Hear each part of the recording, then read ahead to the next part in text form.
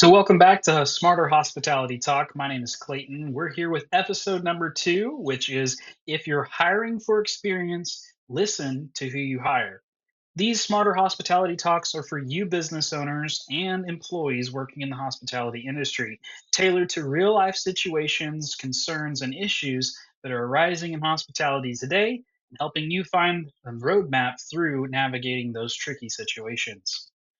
So, again, if you're first just now tuning into us, my name is Klayton Dennis. I'm a hospitality management consultant. I've been in the hospitality, entertainment, and attractions management industry for the past 9 years. I am a jack of all trades, and most recently, I've been in the general management and operations management side of the hospitality industry. I am very key on marketing and business development, so growing those businesses, keeping up with the marketing trends and social media to really grow businesses, specifically small businesses. And then also, I'm a big advocate for training and building teams. I've worked for companies like Carnival Cruise Lines, Celebrity Cruises, and Princess Cruises back before the pandemic. I started in entertainment production management and then worked for a cave destination at Lake of the Ozarks here in Missouri. And most recently, I was a hotel general manager on board one of American Cruise Line ships, overseeing the full operation of a floating hotel. So let's get into today's topic, which is if you're hiring for experience, listen to who you hire. I like to start all of these videos off with the wake up call since we are in hospitality. And we're going to talk today about the hiring paradox. The biggest thing that I think is the most frustrating thing for professionals in the industry, and I personally have struggled with in 2024 and 2025, is this horrible hiring paradox, which is we say what we want, which is experience, and then we don't want it in actuality. So 68% of hospitality leaders say their professional input is routinely ignored, and 47% leave within 12 months due to the lack of trust and autonomy. And this is a huge problem in an industry that already traditionally suffers with high turnover. Because hospitality isn't the highest paying industry, and it also doesn't necessarily have the most stable industry because a lot of it is seasonal or based off of tourist trends. So, this is saying something. We've got to come get to the bottom as to why people feel that they need to leave. And I'm one of those that is, like I said, I've been struggling with this for the past year and a half, and it's getting frustrating. A lot of times, I think people are hiring experience without empowerment, and that's like buying a Ferrari and locking it in the garage and never using it. It doesn't make sense. It kind of goes back to that old time saying of, well, I'm going to buy it and then I'm going to put it on the shelf and save it for later. But the problem is you're dealing with humans, you're dealing with experienced professionals, and whenever you hire them, you kind of need to have what your needs are before you go and hire them. So let's start out where it begins, where the problem arises, and that's with the job posting. So on the screen here, you see on this little fake phone a job posting for a general manager. Every single one of them, I guarantee, if you go out and look at Indeed or LinkedIn right now, the job descriptions are going to have one of these three bullet points: experienced leader with a proven track record, minimum of 5 years management experience, ability to make decisions and develop the business and grow a strong team. Those are all in every one of these job descriptions. But the problem is these are not matching what the reality is. So again, the job postings are outlining the desire for experience, they're portraying the desire for day one leadership, and they expect results without guidance, and they portray that they're going to give you autonomy. And in reality, this is what happens. You get there, you go through your training process, you get familiarized with the policies, procedures, and what their expectations are, and then you start managing within the first couple weeks, and you start making decisions, and then you're basically benched, or you are asked for your opinion, and then instantly it's shot down as being incorrect. So in reality, you've got ideas that are being questioned and shot down. Approval is needed for everything. And then you get these two consistent sayings, which is, we do it this way. I've already tried that. You know, it gets really frustrating, specifically for myself, because I have worked extremely hard. I am a jack of all trades and have been in the industry for 9 years now. I do come to the table with a lot of experience. Now, at no time, and even in an interview, I do say this. I'm an expert of nothing, but I'm able to learn and continue to grow. And that's the biggest thing that we can do as leaders in our industry. So the big thing here is you need to know, if you're a business owner, you need to know what you want before you hire it. So clarity before hiring is going to equal harmony after hiring. And so I think the biggest thing that we need to do is look at levels of management, because you need to know as a business leader what type of manager I actually need. The first thing of this is top level management. So this is your general managers, your CEO, your COO, and your director of operations. These are the top of the food chain. These are the people that you are literally handing the keys over and saying, run my business. These people are very strategic. The second level is your middle management. They're the tactical ones. They're the ones that are overseeing departmentally. They're not over the whole big picture, and they're not the ones that you're throwing the keys at. These are your department managers, your operations managers, your assistant manager. And then we go to the bottom of the management food chain, and that's our lower management. They're the operational ones. They're the ones in the trenches with the team. They're the team leaders. They're the shift supervisors. They're the lead server or something like that.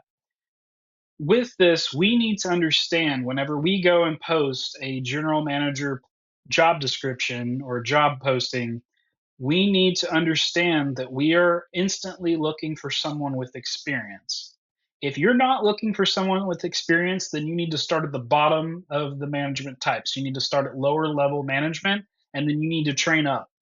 Unfortunately, in this day and age, because of the job crisis and the fluctuation of the job market and the difficulty of finding people and getting people to show up for interviews, I think a lot of times, including myself, we just settle for whoever shows up for the actual interview.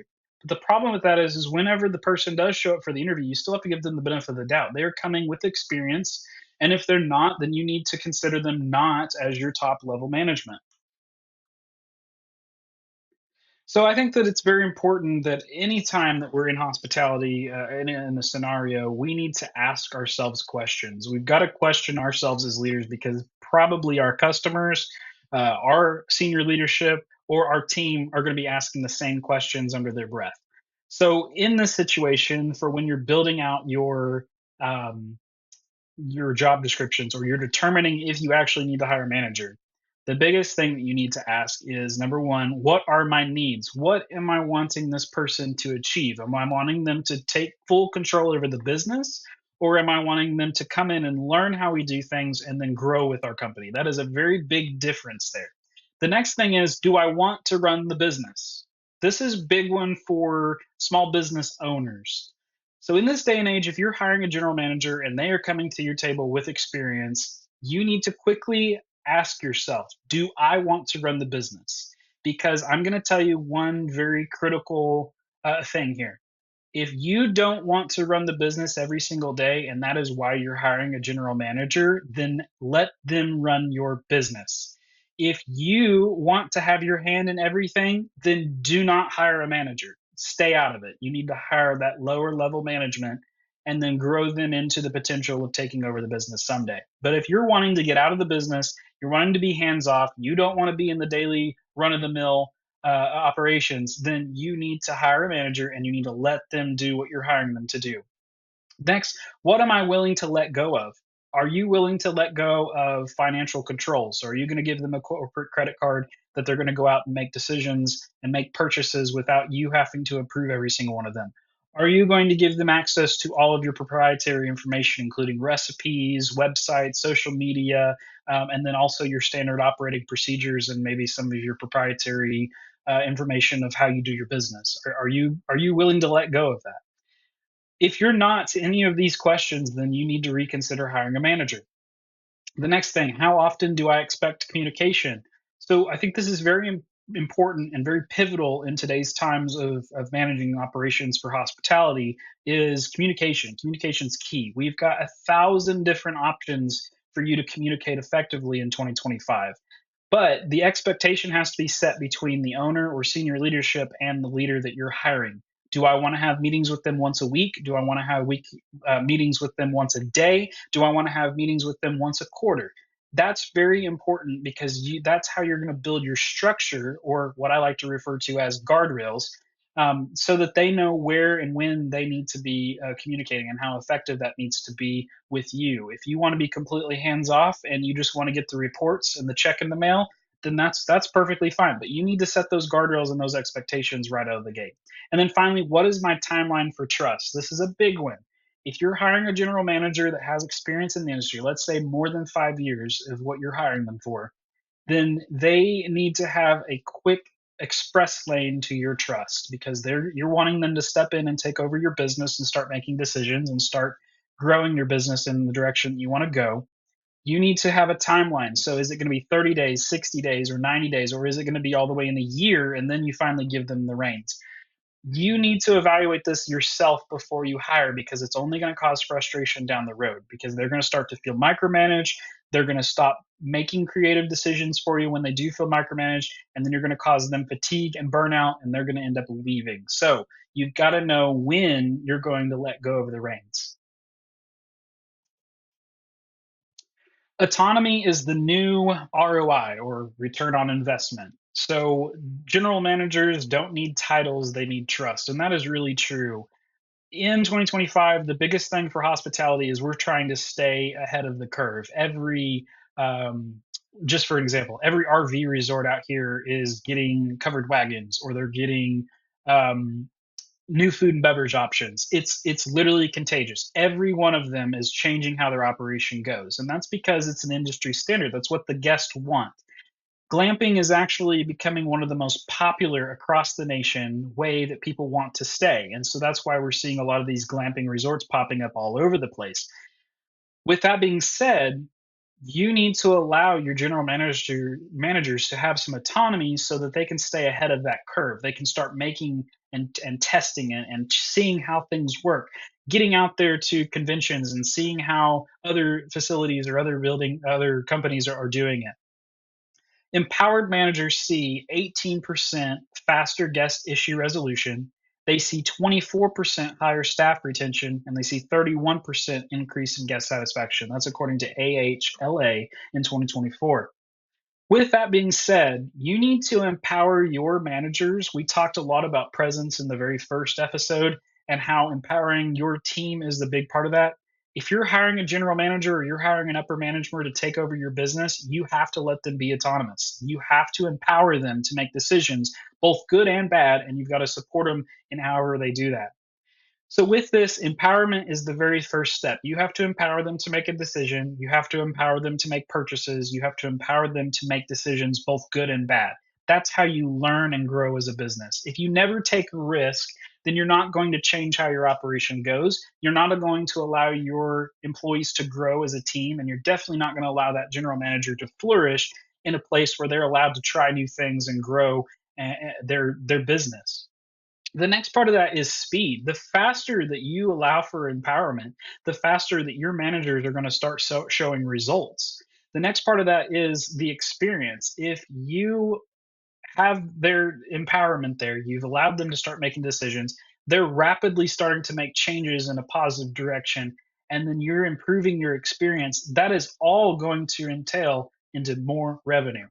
You have to start, though, with empowering your leaders to make decisions and to do things on their own.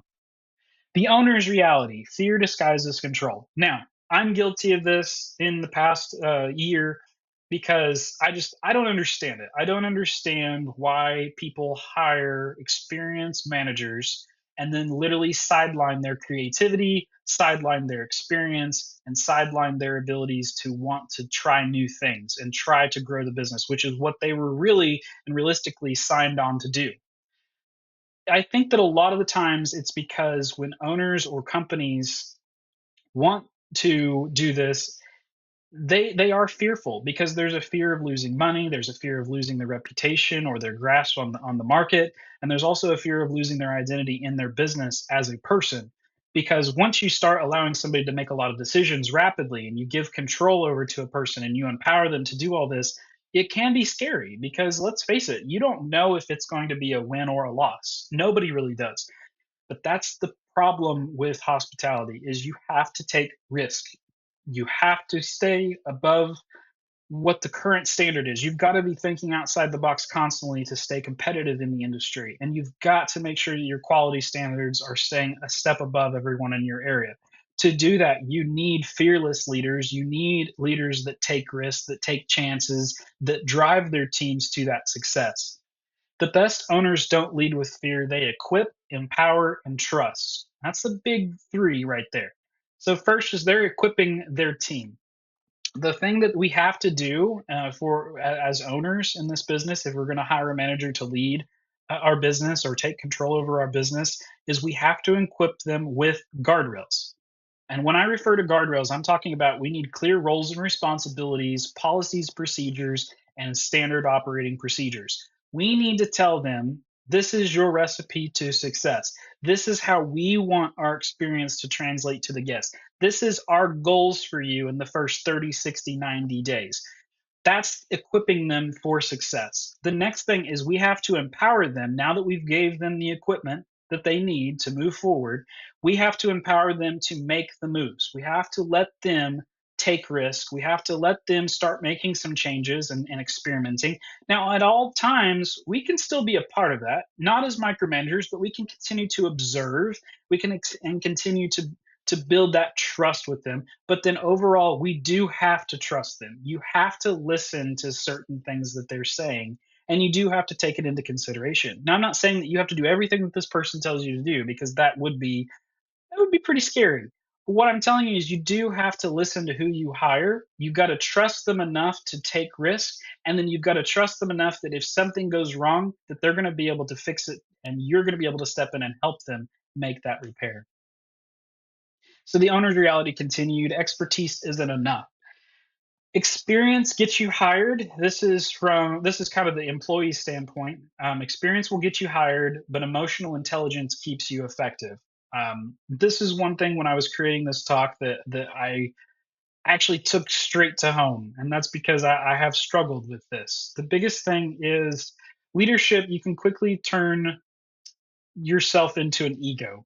And it's because we become defensive. We become protective of our experience. We become protective of our skills because I'm going to be honest with you, I'm going to be fully transparent.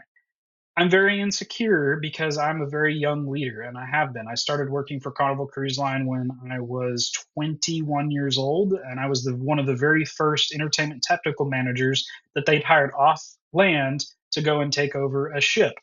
I had never been on a cruise ship before. I had the most people that I had managed was 4 people.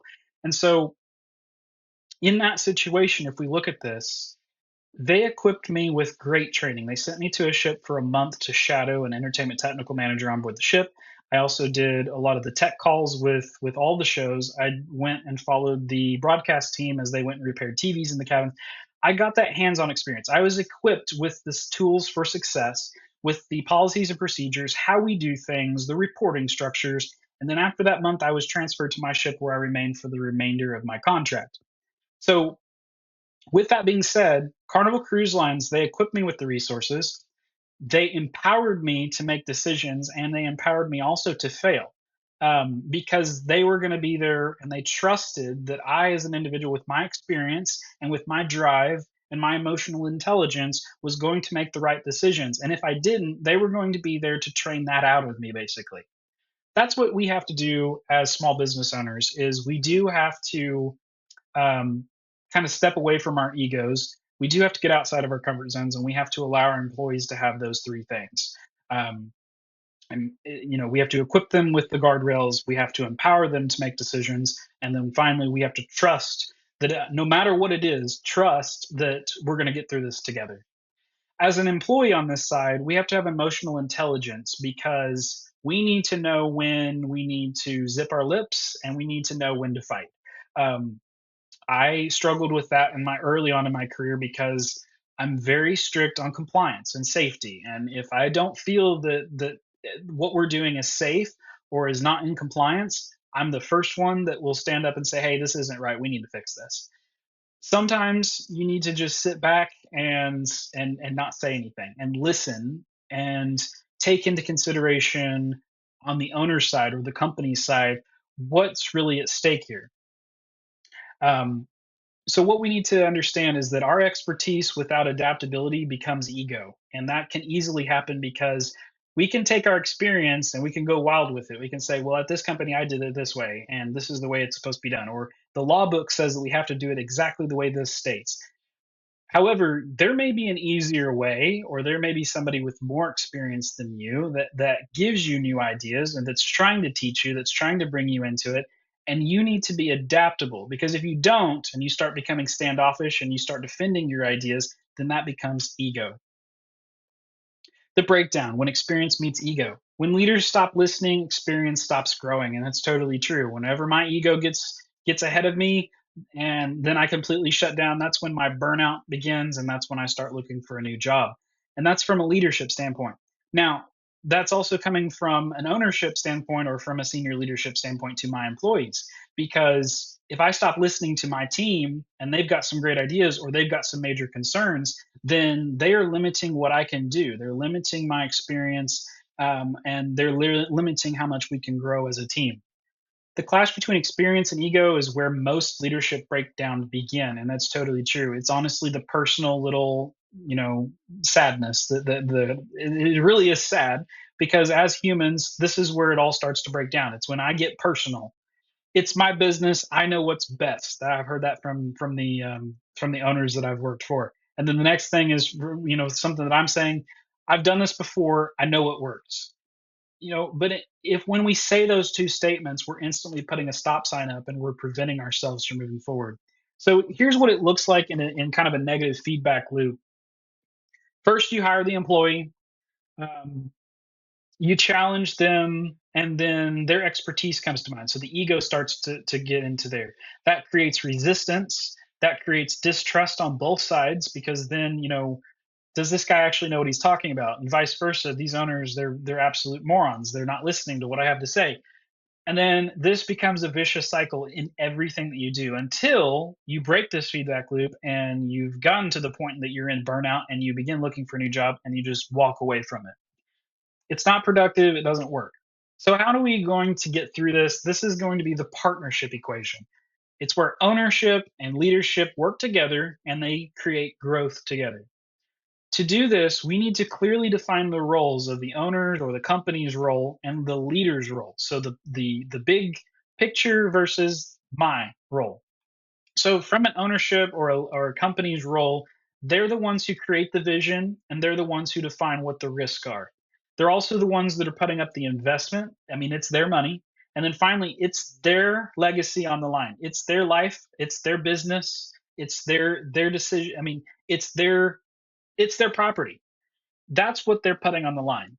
The leaders on the other side, they're the ones that are there to create the systems, and they're the ones that are there to improve or define the culture. They are there for the execution of it. So whenever you give them what your vision is and what risks are there and what your legacy wants to be, they're the ones that are executing it. And then they're the ones that are ensuring that your legacy and your investment and your vision remain longevity. So with this, both sides have to work very closely with one another. Their longevity as a leader is not going to last very long if they don't complement what the owner's roles are. So this has to work together. Ownership and leadership, they have to work together. Listening is not agreeing. Listening is a leadership skill and not a compromise. I have learned this really exceptionally well in the past, I would say 4 years. Um, when I first started my career, everything I listened to, I thought that I needed to accomplish. Everything that I listened to, I thought was the gospel. I started getting more experienced. I started getting more comfortable. I started doing more research and becoming, better rooted into my industry. And I started realizing that not everything that you listen to do you have to agree with, but vice versa. Even though I'm listening, it doesn't mean that I'm agreeing, and vice versa. It doesn't mean that I'm agreeing if I'm listening to you. So for owners, listening prevents blind spots, and for the leaders, listening earns influence. What this means is you as owners need to listen to who you hire. Your leaders are there on the front lines. They're the ones who have worked in the industry. You've hired them for their experience. They're coming in. They know what works, what doesn't, or what their past experience has provided to them.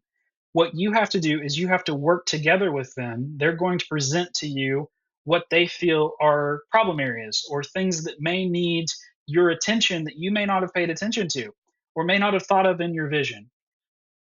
As leaders, what we have to do is we then have to listen to the owner's feedback. If they say, I don't really care about that, it's not a big deal, we have to put it on the back burner, because if we ignore what their wishes are, then we are becoming insubordinate. If we ignore what their vision is and we don't grasp the full thing and we stop asking questions and we stop listening to what their input is or what their desires are, then we're definitely not going to get what we want out of it, which is, financial stability, areas of growth, and a good pat on the back at the end of the day.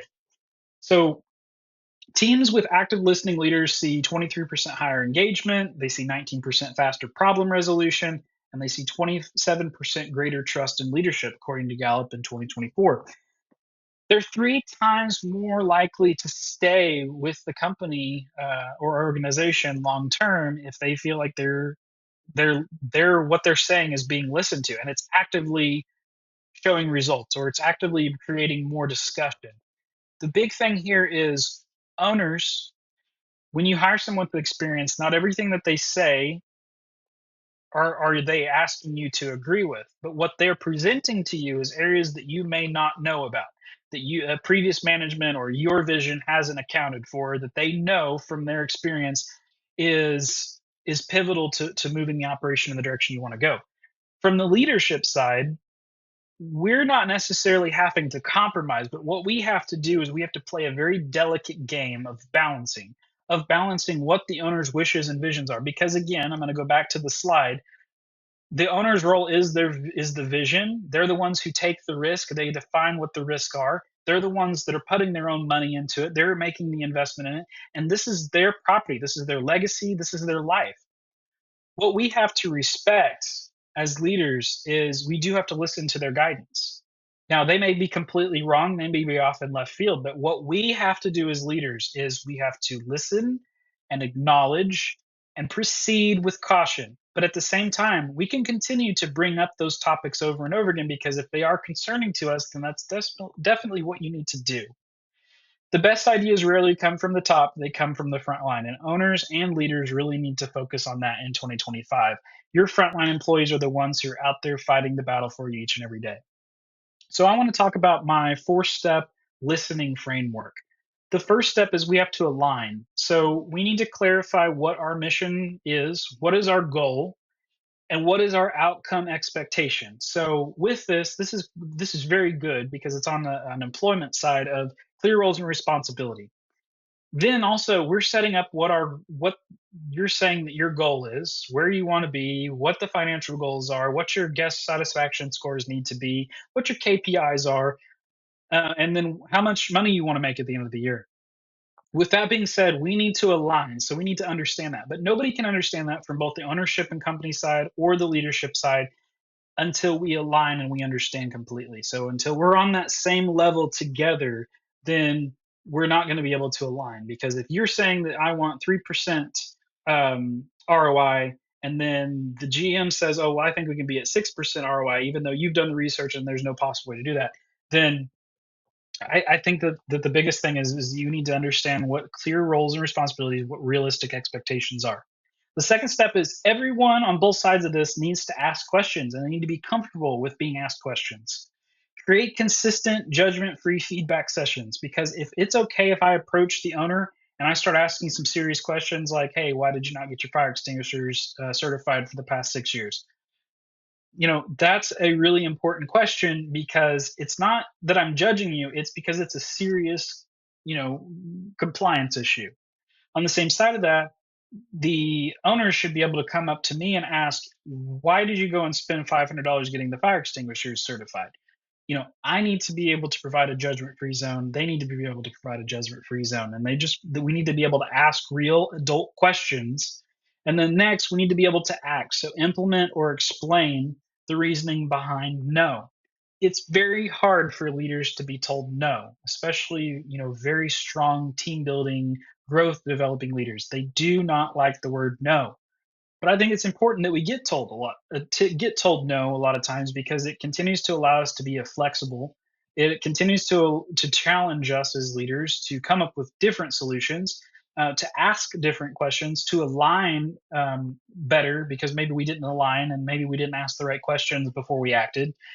And then that's going to allow us to move to our fourth level or fourth step, which is to adjust, because all leaders need to be able to be flexible. They need to adjust, they need to review, they need to refine based on real results and not just opinions. I get very, let's just say it, I get very butthurt whenever I get told no on certain things that I know for sure is going to work. Like I am there. I have spent my every waking second for the past 4 days getting into this idea and getting this plan into action, and then I'm told no. It's very frustrating, but a real leader goes and reviews and refines and figures out why they were told no, and then owners need to be okay with being asked, why did you say no? The cost of not listening. So, just to give you a little bit of background of why I created this episode is because I am struggling. I'm very frustrated in 2025. I have worked three different little temp jobs this year that it didn't work out. I'm here to tell you it didn't work out. I left the jobs. And the reason why is because I wasn't being listened to. I didn't feel appreciated. I felt like every time that I was asked for my opinion, I was then negated or debated over it, and I didn't feel that it was worth those four steps. And the reason why is because I think it's becoming a common thing with leadership in 2025, and I really don't know why. I'd love your input on why ownership and companies or leadership thinks that they don't have to listen to their employees, especially ones that they hire for their experience. So let's put a price tag to it, because we're business operators. We need numbers. We need hard details on how much it's going to cost us. So typical cost of turnover for a leader. This is a generic, just management. We'll just say a general manager. Your cost of turnover, if they leave, so they've gotten burnout, they've gotten fed up, they don't feel listened to, and they leave, that can cost you anywhere between 28,000 and 45,000, if not more than that. But on average, it's between 28,000 and $45,000 that is going to come out of your revenue at the end of the year because your turnover cost you that much. Review scope drop from leadership turnover. So when your guest impact, it's on average that you'll see a half star decrease. So whenever you have these changeovers, your team feels it. Your business feels it. It gets that impact. A revenue drop from review decline is between 5 and 8% revenue loss, and then the morale drop, and this is where your staff feels it. The big thing is not listening doesn't just hurt feelings, it hurts performance, profit, and culture. Because again, your performance, you're now having to go and find a new leader. Your profits hurt because now you've lost money because you've had basically just spent money on a leader that now has left. You've invested time and resources into them. And then also your profit's going to drop because your experience is now dropped by a half star, or your reviews start to decline. And that's because your culture takes a hit from the morale drop that's experienced when a leader leaves. Every time experience is ignored, the organization pays twice, once in frustration and again in turnover. Experienced leaders bring solutions from real world lessons and not opinions.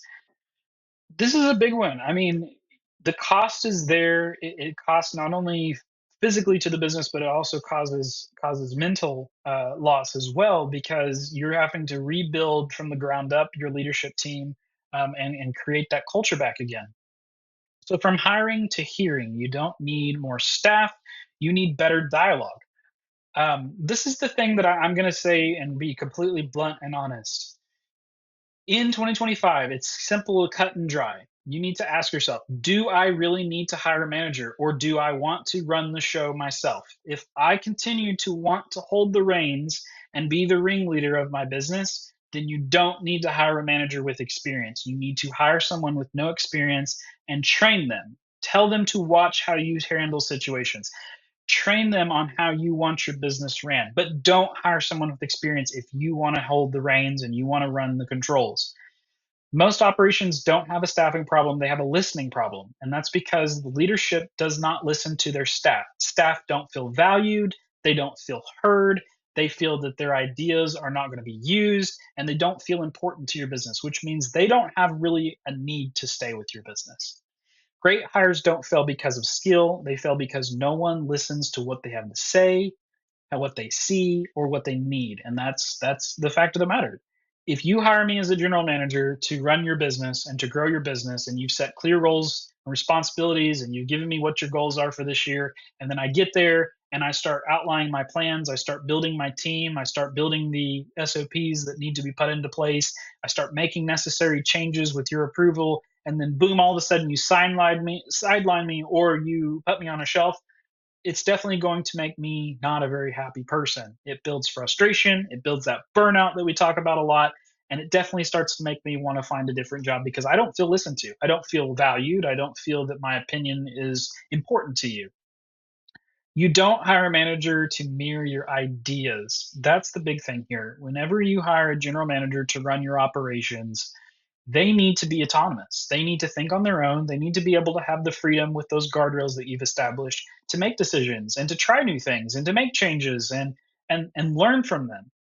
You hired a leader to multiply them. And that's really functional here. So you hire a leader to follow your vision. You give them your goals and where you want this business to grow to. You hired them to make that happen. They make it executed. They make the longevity happen, and they're the ones who multiply your ideas and make more and grow the business overall. If you put restrictions on that, or you sideline them and you tell them no constantly, not only are you going to lose a leader, but you're also not ever establishing autonomy. You're not ever taking that risk that could earn you money. And you're not taking that risk to learn from scenarios, and you're not taking their advice and learning from it either. So, as we wrap up this episode, I want to move into the smarter shift. This was going to be a two-parter, and I'm going to call this a smarter shift: deep thought and feedback, because I really do want you to take this into consideration. I want you to think about it. I want you to write down ideas or answer the questions, and then I want your feedback. I want you to put in the comment section how you answered both of these two topics. So, in our first shift of the smarter shift, I'm going to break this down for owners and leaders. Owners, I want you to ask your leaders, what's one thing I hired you to do that I'm not letting you do? This is going to be an open, non-judgment. This is a good way for you to get a pulse check on how your leadership style is working, how they feel valued as an employee. This could really save your hind end, especially at the end of the year and moving into a new year. This could really help things to change. This could change your culture. This could resolve some issues that may be present that you don't know about. So again, ask your leaders, what's one thing I hired you to do that I'm not letting you do? Now, when you get to your leaders, I want you to ask your owners, what's one thing you need me to do that I'm not hearing clearly? So, with this being said, what's one thing you need me to do that I'm not hearing clearly? This means you feel as the owner that they're not listening to you. This is their opportunity for them to say, to ask you those hard questions. So, you're going to answer their questions with you know the things that you want them to listen to you more on, like I want to see higher quality products, I want to see higher guest reviews, I want you to focus more on team building, I want you to focus less on spending money on marketing and more spending money on the experience. These are areas that you need to be able to listen, but you want your staff to listen to you, but maybe they're not hearing what you're asking them for. So that's a great quality check here. So, using the 4 steps of listening framework, create a plan to improve your listening together. So, with this, um, you're going to use those 4 steps of listening to make those decisions. And then finally, the second part of our smarter shift is the second shift. And this is for owners. I want you to write down everything you refuse to delegate and be honest. If that list is longer than 5 items, you're not hiring a leader, you're hiring an assistant. So, with this, before, if you're looking to hire a manager currently, or you have hired a manager and there are things that you're clashing on, so what are things you're not willing to let go of the reins on? It's okay, that but you need to clearly define those. And then if that list is longer than 5 items, then you're not hiring a leader, or you've not hired a leader. You've hired someone to be an assistant to you because you don't want to relinquish control. And that's okay. But this is a good way to identify if your leadership style is working. And then for the leaders of this smart shift section, I want you to write down everything you need permission for, and then ask, which of these can I own outright? So this is a way for your leaders to identify areas that they're having to ask for permission to do, that they may have been hired to do without having to ask permission, but now they're having to get your control. Basically, they're going through your control process. Which of these do they feel that they can own outright because they've built your trust? They feel empowered to make those decisions, and they have clear roles and responsibilities and guardrails in place to make those decisions that they don't need your permissions to make. That's the smarter shift that I want you to focus on. We want to thank you again for joining us with Smarter Hospitality Talk. Again, my name is Klayton Dennis. It's been an honor to talk with you with this. This has been a very passionate subject of mine. That's why it's went a little bit longer than usual. But I want to hear your feedback. I really want to see those comments, and I want to see those answers to the smarter shift, both the first and second shift there. I really want to see those answers, because not only am I wanting to teach you things, but I'm also wanting to learn things as well. I may see a different perspective that I didn't realize. And this is a great learning opportunity. That's why the smarter hospitality works so well, is because it creates a challenge for us leaders to question our current reality and see if there's maybe easier ways that we can move through the process, or maybe we're doing things that maybe aren't as positive as we think that they are, and see how our team is reacting to those in all honesty. So again, thank you for joining me with Smarter Hospitality Talks. Stay tuned. We've got some more great episodes coming up. And if you haven't already, make sure to subscribe and follow all of our social media pages so you can stay up to date when I release new episodes. Thanks, and have a great rest of your day.